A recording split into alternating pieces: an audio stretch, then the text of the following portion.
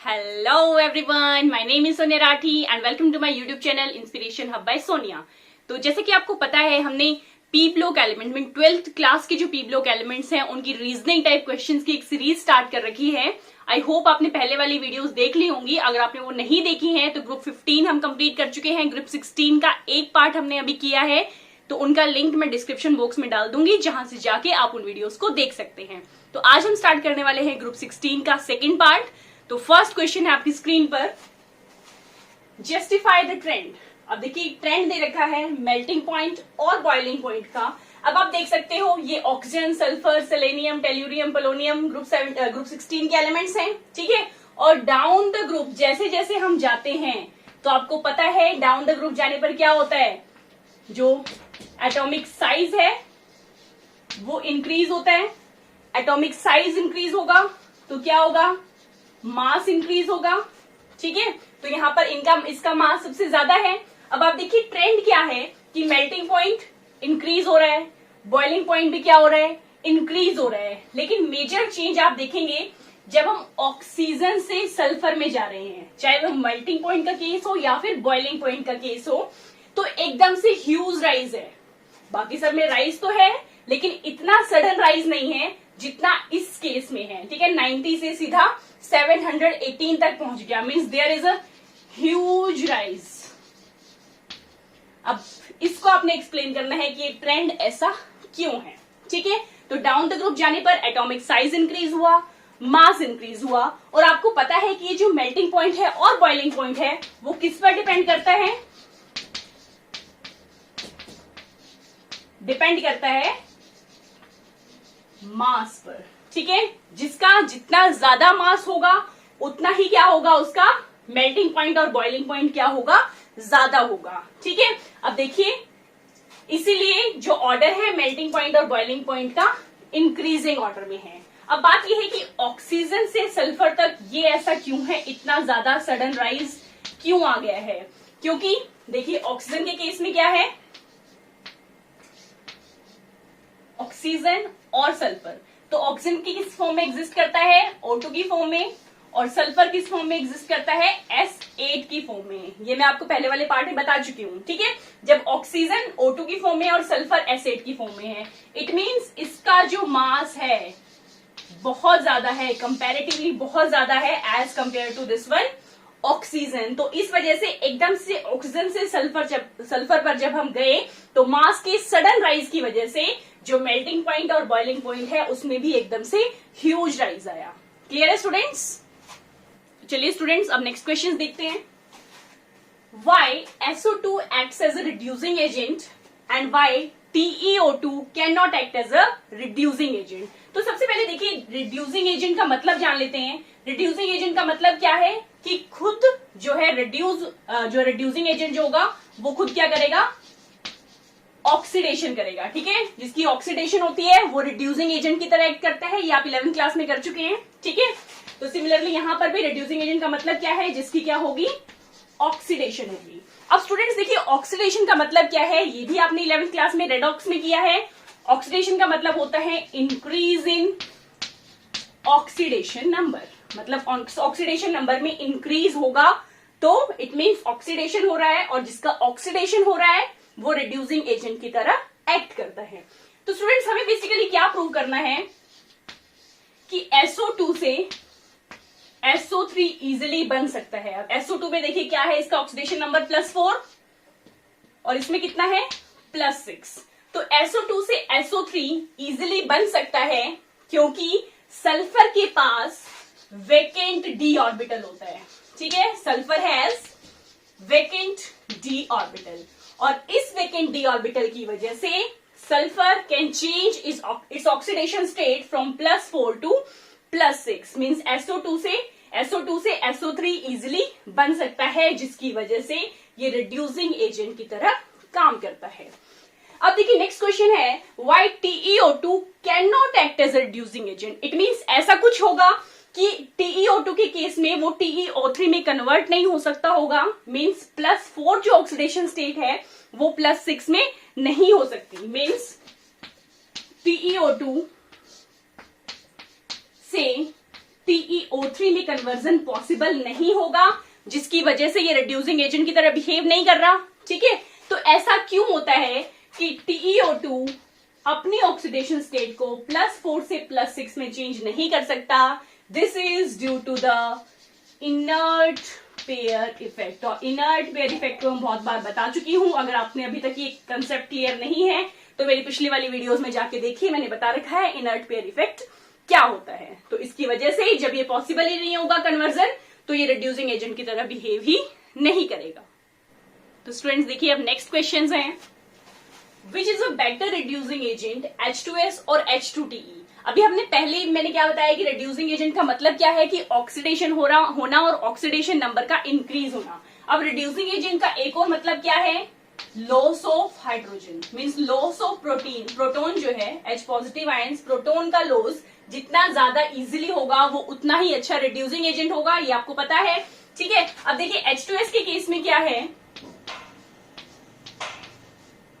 इस तरह से बॉन्ड होती है, जबकि टेल्यूरियम के केस में क्या है कि जो ये बॉन्ड लेंथ है, ये बॉन्ड लेंथ इंक्रीज हो जाती है। जैसे जैसे डाउन द ग्रुप जाते हैं, आपको पता है साइज इंक्रीज होता है, जिसकी वजह से ये बॉन्ड लेंथ जो है वो भी इंक्रीज हो गई। बॉन्ड लेंथ इंक्रीज हो गई तो इट मीन जो बॉन्ड डिसोसिएशन एनर्जी है वो कैसी होगी, बॉन्ड डिसोसिएशन एनर्जी लो होगी। और लो बॉन्ड डिसोसिएशन की एनर्जी होने की वजह से इस बॉन्ड को तोड़ना इजी होगा। और अगर ये बॉन्ड इजीली टूट सकती है, it means H positive ion का लॉस जो है वो इजीली हो सकता है।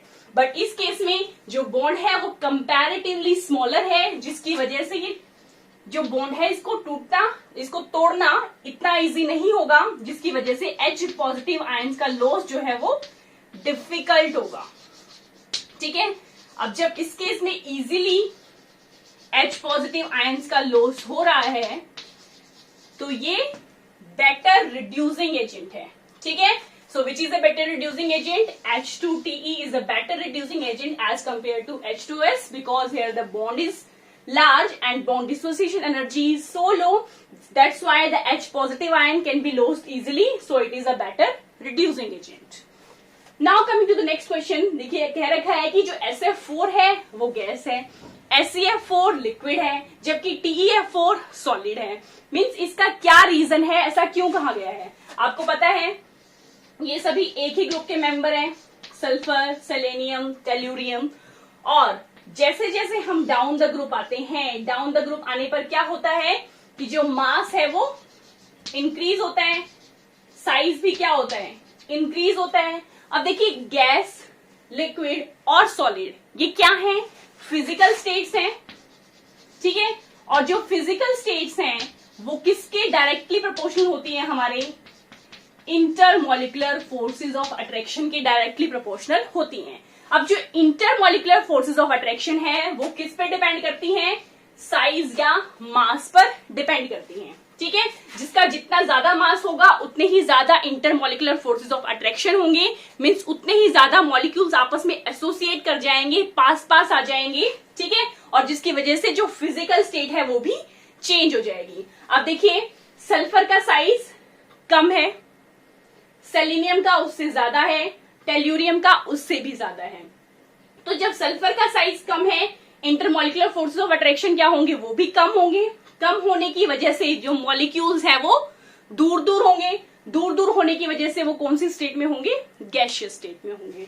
अब देखिए सेलेनियम इन दोनों के बीच में है। ठीक है, अब इस केस में क्या होगा सॉरी, मास जो है इनके बीच में है, इंटरमॉलिक्यूलर फोर्सेस ऑफ अट्रैक्शन होंगे लेकिन इतने ज्यादा वीक भी नहीं होंगे और बहुत ज्यादा स्ट्रॉन्ग भी नहीं होंगे, means in between intermolecular forces of attraction होंगे, जिसकी वजह से जो फिजिकल स्टेट होगी वो लिक्विड होगी। और ये सॉलिड क्यों है, क्योंकि इसका मास सबसे ज्यादा है, जिसकी वजह से इंटरमॉलिक्यूलर फोर्सेस ऑफ अट्रैक्शन सबसे ज्यादा होंगे, जिसकी वजह से जो मॉलिक्यूल्स हैं वो आपस में एसोसिएट कर जाएंगे, बिल्कुल क्लोजली रिलेटेड होंगे। That's why this TeF4 is solid. तो चलिए स्टूडेंट्स अब नेक्स्ट क्वेश्चन देखते हैं। Compare the bond angle between H2O and H2S। अब देखिए वाटर और H2S का बैंड स्ट्रक्चर होता है, आपको पता है दोनों का ये स्ट्रक्चर होता है। ये वाटर का हो गया और ये H2S का। लोन पेयर प्रेजेंट होते हैं, ठीक है। अब देखिए यहाँ पर क्या होगा कि जो ऑक्सीजन का साइज है वो कंपैरेटिवली लेस है as compare to which, sulphur की बजाय, ठीक है। और ऑक्सीजन जो है ज्यादा इलेक्ट्रोनेगेटिव भी है। अब जब ऑक्सीजन ज्यादा इलेक्ट्रोनेगेटिव है तो जो इसके जो इलेक्ट्रॉन्स है, हाइड्रोजन के इलेक्ट्रॉन्स है, उनको भी वो अपनी तरफ अट्रैक्ट करेगा। आपको इमेजिन करनी है सिचुएशन अपने माइंड में कि इलेक्ट्रॉन्स या मीन्स ये जो बॉन्ड है ये इसकी तरफ ज्यादा जा रही है, ठीक है। ऑक्सीजन की तरफ जब ये बॉन्ड ज्यादा जा रही है तो ऑब्वियसली जो ये हमारे दो हाइड्रोजन है ये आपस में क्या करेंगे, रिपेल करेंगे, दूर दूर जाएंगे। देखिए ये चीज ऊपर जा रही है तो ये बॉन्ड कैसी हो जाएगी, दूर हो जाएगी, ठीक है। तो मीन्स जो इसके बॉन्ड पेयर हैं और जो इसके बॉन्ड पेयर हैं, इन दोनों में बॉन्ड पेयर रिपल्शन जो है ज्यादा होगी। बॉन्ड पेयर रिपल्शन ज्यादा होगी, जिसकी वजह से जो इसका बॉन्ड एंगल है वो क्या होगा, ज्यादा होगा, बॉन्ड एंगल इंक्रीज हो जाएगा। लेकिन अगर हम बात करें सल्फर के केस में तो सल्फर का मास जो है ज्यादा है और ना ही ये इलेक्ट्रोनेगेटिव है, जिसकी वजह से जो बॉन्ड पेयर रिपल्शन होगी वो लेस होगी as compare to the water, जिसकी वजह से जो इसका बॉन्ड एंगल है वो क्या होगा, कम होगा, ठीक है। तो किसका बॉन्ड एंगल ज्यादा है, वाटर का बॉन्ड एंगल ज्यादा है due to bond pair repulsion. Clear है students? Now coming to the next question, Why is O3 thermodynamically unstable? अब अनस्टेबल का मतलब क्या है कि O3 एग्जिस्ट नहीं करता, मतलब ये किसी ना किसी कंपाउंड में डिकम्पोज हो जाता है। और आपको पता है कि जो O3 है वो किस में डिकम्पोज होता है, वो डिकम्पोज होता है O2 में, ठीक है स्टूडेंट्स। अब इस रिएक्शन को हम बैलेंस कर लेते हैं। This is the balance reaction. It mean जब O3 से O2 बन रहा है, अब ये जो है ये स्टेबल है, और जब रिएक्शन में मीन्स O3 से जब O2 की फॉर्मेशन होती है तो जो डेल्टा H होती है, मीन्स जो हमारी हीट होती है वो रिलीज होती है। सो दैट इज नेगेटिव और it's near about -142 kilo joule पर मोल। मीन्स डेल्टा H क्या है, नेगेटिव है। Means this reaction is exothermic reaction. अब देखिए यहां पर कितने हैं, O3 के 2 मोल्स हैं। अब यहां पर ऑक्सीजन के कितने हैं, 3 मोल्स हैं। अब जब 2 मोल से 3 मोल्स हो रहे हैं तो हमारी जो रैंडमनेस की डिग्री है वो इंक्रीज हो रही है, जिसकी वजह से डेल्टा एस पॉजिटिव होती है। देखिए ये स्टूडेंट्स आप ये कंसेप्ट आप 11th क्लास में कर चुके हैं, डेल्टा जी, डेल्टा एच ये सब कुछ आप 11th क्लास में कर चुके हैं। अब जब देखिए डेल्टा एच है नेगेटिव, डेल्टा एस है पॉजिटिव। अब आपको पता है कि जो गिब्स एनर्जी की जो इक्वेशन होती है वो क्या होती है, delta G is equal to delta H minus T delta S. अब देखिए ये ऑलरेडी नेगेटिव है, ठीक है, डेल्टा एस पॉजिटिव है तो इट मींस ये भी नेगेटिव रहेगा। तो ओवरऑल जो डेल्टा जी है गिव्स एनर्जी चेंज क्या होगा, नेगेटिव होगा। और नेगेटिव गिव्स एनर्जी चेंज होने का मतलब क्या है कि रिएक्शन जो है वो स्पॉन्टेनियस होगी। इट मींस O3 से O2 इजिली कन्वर्ट हो जाएगा, जिसकी वजह से O3 जो है हमारा अनस्टेबल है। तो बाकी क्वेश्चन देखते हैं। सी OF6 is unstable while SF6 is stable. अब देखिए ये हम बहुत बार कर चुके हैं इस टाइप के क्वेश्चंस। देखिए OF6 और SF6। अब देखिए OF6 का मतलब क्या है कि ऑक्सीजन के पास ये एबिलिटी होनी चाहिए कि वो जो अपनी कोवेलेंसी है वो +4 से ज्यादा बढ़ा सके, जिसके लिए इसके पास क्या होना जरूरी है, d ऑर्बिटल होना जरूरी है। ये हमने एनोमलस बिहेवियर जो हमने किया था ऑक्सीजन का उसमें किया था। अब इसके पास जब d ऑर्बिटल ही नहीं है तो it can not exceeds its covalency, it can not exceeds its covalency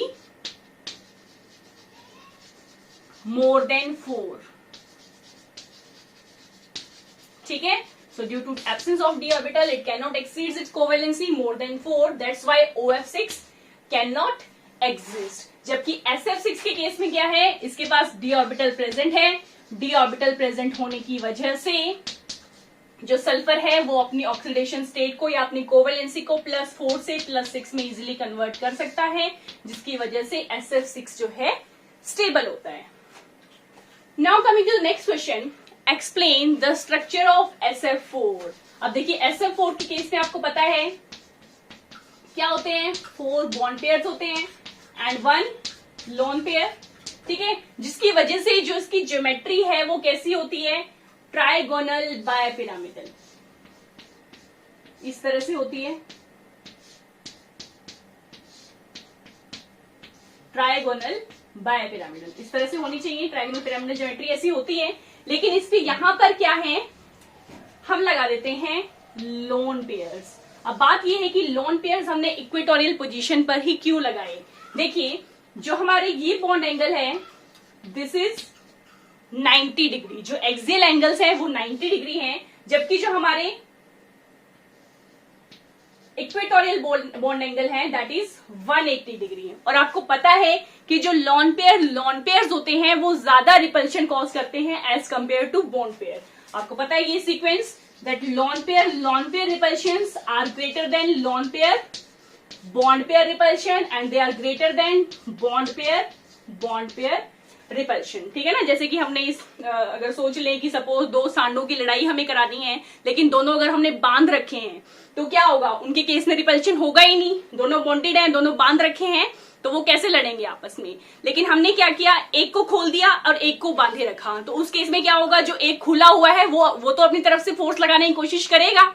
ठीक है, लेकिन अगर दोनों के दोनों सांड हमने खोल रखे हैं, आपस में कोई भी खूंटे से नहीं बांध रखा, तो उस केस में क्या होगा, जो हमारे जो सांडों की लड़ाई हो जाएगी, मीन्स लड़ाई होगी तो वापस में एक दूसरे को रिपेल करने की कोशिश करेंगे कि वो उसको फेंकना चाहेगा दूर और वो उसको फेंकना चाहेगा दूर। ऐसा ही इलेक्ट्रॉन्स के केस में भी होता है कि जो लोन पेयर जो होते हैं उनके रिपल्शन ज्यादा होता है as compare to lone pair bond pair as compare to the bond pair. तो हम उन्हें ऐसी जगह पर रखना प्रेफर करते हैं लोन पेयर को जहां पर की जो बॉन्ड एंगल है वो ज्यादा हो, जिसकी वजह से उसे इक्वेटोरियल पोजीशन पर हम रखते हैं। और इक्वेटोरियल पोजीशन पर रखने की वजह से आप देखिए, इसको यूं कर दो तो आप पार्क में छोटे होते झूला झूलते होगे, आपने अभी भी देखा होगा, सीसा होता है, ऐसे हम बैठते हैं, एक साइड एक बच्चा बैठ जाता था यूं। सो इसकी शेप कैसी हो गई, सीसा शेप हो गई। ठीक है, so that's why SF4 it exist as seesaw. Clear है स्टूडेंट्स। तो अब नेक्स्ट क्वेश्चन देखते हैं स्टूडेंट्स।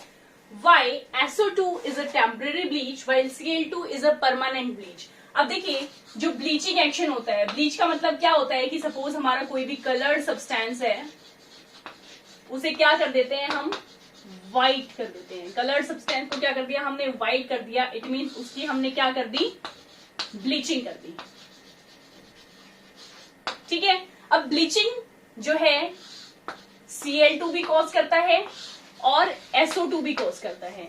अब डिफरेंस क्या है कि जो Cl2 से जब हम ब्लीच करते हैं वो परमानेंट ब्लीच होती है और SO2 से जो हम करते हैं वो टेम्परेरी ब्लीच होती है। तो ऐसा क्यों है, क्योंकि जब Cl2 से ब्लीचिंग करते हैं तो Cl2 की ब्लीचिंग होती है due to the oxidation reaction. और ऑक्सीडेशन जब इसकी परमानेंटली इसने ऑक्सीडाइज कर ही दिया, ऑक्सीडेशन इसने कर दी, इट मीन्स फर्दर अगर ये एयर के एक्सपोज में आता है, सनलाइट के एक्सपोज में आता है, उससे ज्यादा ऑक्सीडाइज फर्दर नहीं हो सकता। मीन्स ये परमानेंटली ब्लीच हो चुका है।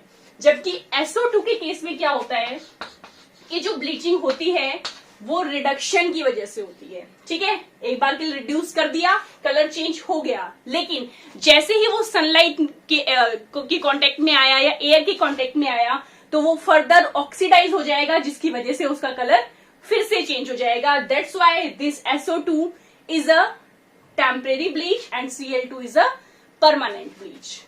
Now coming to the next question, why cane sugar starts in concentrated H2SO4? तो देखिए ऐसा क्यों होता है। देखिए, शुगर केन का फॉर्मूला आपको पता है क्या होता है, C12H22O11, जो घर पे शुगर होती है उसका ये फॉर्मूला होता है।